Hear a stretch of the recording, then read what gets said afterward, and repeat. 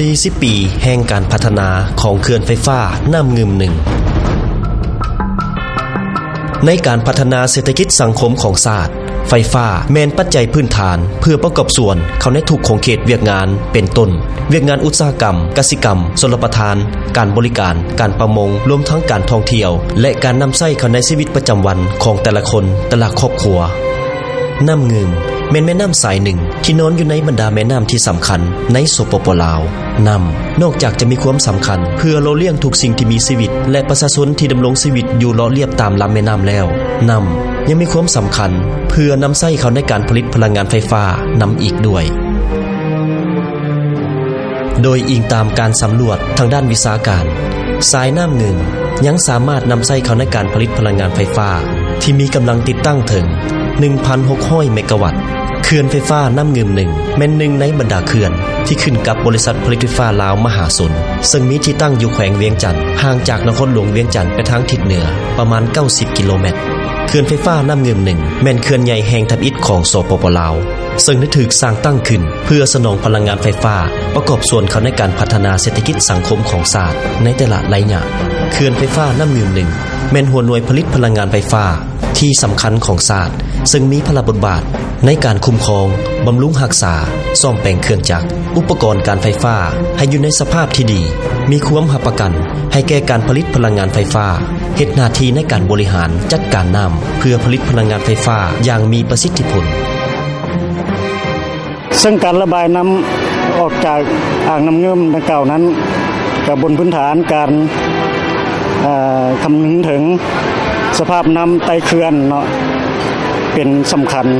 ย้อนว่ามีมรสุมพัดผ่านเนาะแต่วันที่17เป็นต้นมาบวกใส่กับความสามารถกักเก็บน้ำของเขื่อนไฟฟ้าน้ำงึมหนึ่งของพวกเราอยู่ในระดับสูงสุดแล้วทางเขื่อนไฟฟ้าน้ำงึมหนึ่งของพวกเราก็ได้ประสานสมทบกับกันถึง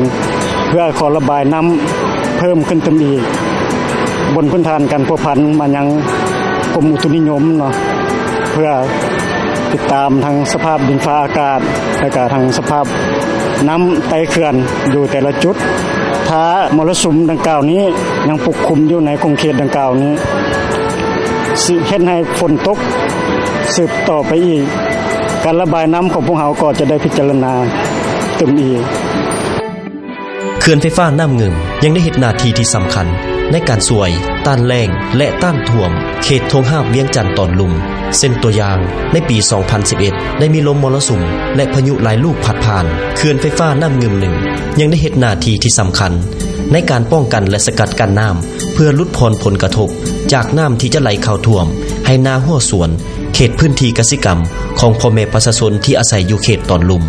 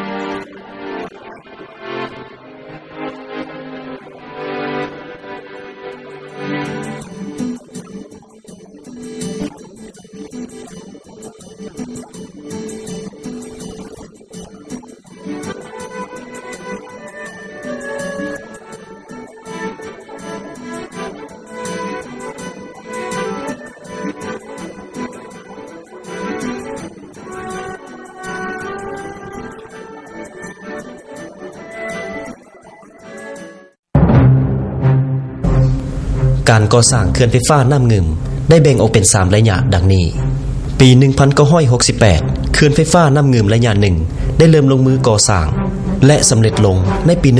1971 เป็นเขื่อนเบตงน้ำหนักมีโรงจักรไฟฟ้าตั้งอยู่ตีนเขื่อนมีเครื่องจักรผลิตไฟฟ้า2หน่วยละ15เมกะวัตต์มีสถานที่ที่ได้กระเกียมไว้สำหรับการขยายโรงจักรเพื่อติดตั้งเครื่องจักรผลิตไฟฟ้าเติมอีก3หน่วยมีสายส่งแรงสูง115กิโลโวลต์วงจรเดียวซึ่งได้เนื่องจากเขื่อนจักรเชื่อมต่อที่สถานีโพนตองและหนองคายประเทศไทยระยะที่2ได้เริ่มลงมือก่อสร้างในปี 1976 และสำเร็จลงในปี 1978 โครงการประกอบด้วยการติดตั้งประตูน้ำล้นท่อส่งน้ำและระบบประตูน้ำเข้ากงหันใหม่ได้ขยายเฮือนจักรตื่นอีกเพื่อรองรับการติดตั้งเครื่องจักรขนาด40เมกะวัตต์แต่ได้ติดตั้งเครื่องปั่นไฟก่อน2หน่วยก่อสร้างสายส่งแรงสูง115กิโลโวลต์2วงจรเนื่องจากเฮือนจักรเขื่อนไฟฟ้าน้ำงึมผ่านสถานีโพนตองที่นครหลวงเวียงจันทน์เชื่อมต่อกับระบบสายส่งไฟฟ้าแรงสูงของการไฟฟ้าฝ่ายผลิตแห่งประเทศไทยสถานีอุดร1และอุดร2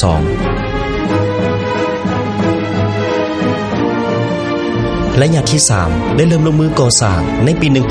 1983 และได้สำเร็จในปี 1984 โดยอิงใส่ปริมาณน้ำที่กักเก็บไว้ในอ่างที่ยังเอื้ออำนวยความสะดวกให้แก่การผลิตพลังงานไฟฟ้าเขื่อนไฟฟ้าน้ำงึมจึงได้ติดตั้งเครื่องผลิตไฟฟ้าเติมอีก1หน่วยมีกำลังติดตั้ง40เมกะวัตต์การผลิตพลังงานไฟฟ้าเฉลี่ย865ล้านกิโลวัตต์โมงต่อปีโดยอิงใส่กำลังแรงที่บ่มซ่อนและอิงใส่ความเรียกร้องต้องการของสังคมเขื่อนไฟฟ้าน้ำงึม1ได้ตั้งหน้าพัฒนาตนเองในการเพิ่มกำลังติดตั้งให้หลายขึ้นกว่าเก่าเพื่อเฮ็ดให้พลังงานไฟฟ้ามีความมั่นคงและยืนยงตอบสนองให้แก่การพัฒนาเศรษฐกิจสังคมของชาติให้นับมือนับเจริญรุ่งเรืองศรีวิไลเขื่อนไฟฟ้าน้ำงึมจึงได้มีโครงการผันน้ำซองและเขื่อนไฟฟ้าน้ำเลิกภายหลังที่โครงการผันน้ำซองสำเร็จในปี 1996 ได้ผันน้ำซองเข้าอ่างน้ำงึม1และสามารถเพิ่มกำลังการผลิตจาก865ล้านกิโลวัตต์โมงต่อปีเป็น995ล้านกิโลวัตต์โมงต่อปีโครงการเขื่อนไฟฟ้าน้ำเลิกได้สำเร็จในปี 2000 น้ำได้ไหลผ่านกงหันของเขื่อนไฟฟ้าน้ำเลิกและไหลต่อเข้าอ่างน้ำงึม1ซึ่งได้เพิ่มกำลังติดตั้งเติมอีกย่นความมุ่งมั่นในการพัฒนาพลังงานไฟฟ้าเพื่อตอบสนองในการสมใช้ให้ได้อย่างเพียงพอมาในปี 2003-2004 จึงได้มีโครงการซ่อมแปลงเครื่องจักรเบอร์1และเบอร์2ซึ่งได้เฮ็ดให้กำลังติดตั้งของเครื่องจักรเพิ่มขึ้นจาก15เมกะวัตต์เป็น 17.5 เมกะวัตต์ของแต่ละหน่วยเครื่องจักรปัจจุบันเขื่อนไฟฟ้าน้ำงึม1มีกำลังติดตั้ง155เมกะวัตต์เฉลี่ยได้ 1,025 ล้านกิโลวัตต์โมงต่อปีซึ่งได้กลายเป็นปัจจัยที่สำคัญเพื่อประกอบส่วนให้แก่การพัฒนาเศรษฐกิจสังคมของชาติให้นับมือนับเติบใหญ่เข้มแข็งขึ้นไปเรื่อยๆเขื่อนไฟฟ้าน้ำงึม1ได้เฮ็ดหน้าที่บทบาทที่สำคัญในการตอบสนองทางด้านพลังงานไฟฟ้าซึ่งนอกจากจะรับใช้อยู่ภายในแขวงเวียงจันทน์แล้วยังได้ส่งออกไปยังแขวงต่างๆเช่นนครหลวงเวียงจันทน์แขวงบุรีคำไสเสียงขวางหลวงพระบางอุดมไซหลวงน้ำถาการสนองพลังงานดังกล่าวนอกจากจะรับใช้อยู่ภายในประเทศแล้วยังได้ส่งออกเป็นสินค้าอยู่ในบรรดาประเทศที่อยู่อ้อมข้างนำอีกด้วยเขื่อนไฟฟ้าน้ำงึม1ยังมีความตั้งใจในการพัฒนาพลังงานไฟฟ้ารับประกันให้แก่การสมใช้ซึ่งในอนาคตอันไกลนี้เขื่อนไฟฟ้าน้ำงึม1จะได้พัฒนาระบบสายส่งเพื่อเชื่อมต่อกับภาคกลางและภาคใต้ซึ่งจะเฮ็ดให้การสนองพลังงานไฟฟ้ามีความมั่นคงเขื่อนไฟฟ้าน้ำงึม1ได้เฮ็ดหน้าที่บทบาทอันสำคัญในการตอบสนองทางด้านพลังงานไฟฟ้าให้แก่การพัฒนาเศรษฐกิจสังคมของชาติประกอบส่วนเข้าในโครงเขตเวียกงานอุตสาหกรรมกสิกรรมชลประทานการประมงและการบริการการท่องเที่ยว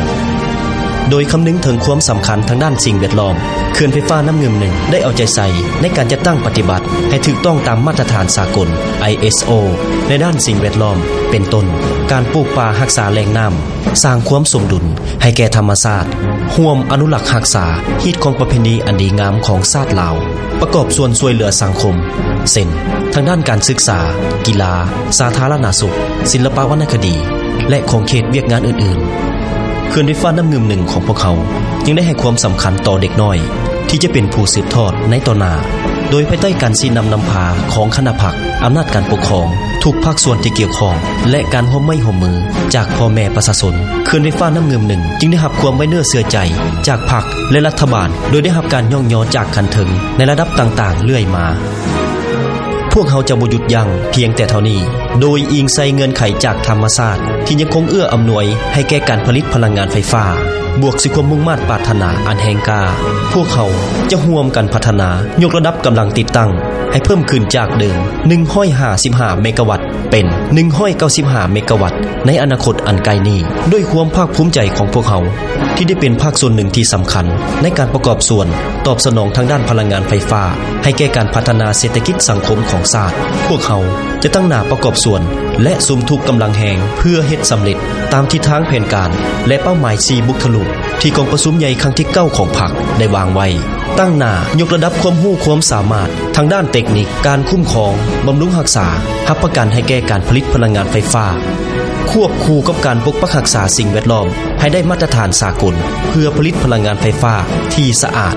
ตอบสนองให้แก่การสวมใส่ในปัจจุบันก็คืออนาคตเฮ็ดให้พลังงานไฟฟ้ามีความมั่นคงและยืนยงตลอดไป